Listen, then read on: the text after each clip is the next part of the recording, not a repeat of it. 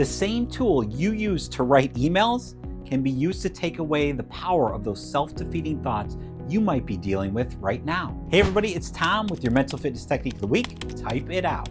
Several of you have commented on how much value you're finding in the cognitive diffusion techniques, so I thought I would share another one with you this week. If you recall, these can help you to productively deal with those disempowering, overly negative, self-sabotaging, and ruminating thoughts. They allow you to look at and notice these thoughts rather than getting caught up or buying into them. Let's try another one now. To start, I want you to think about one of those negative thoughts that you're dealing with right now or maybe have dealt with in the past. Close your eyes and imagine you're looking at a computer screen with a blank document pulled up.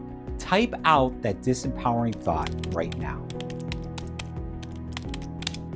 Now, play with that thought on the screen. Maybe you're changing the color, font, the formatting.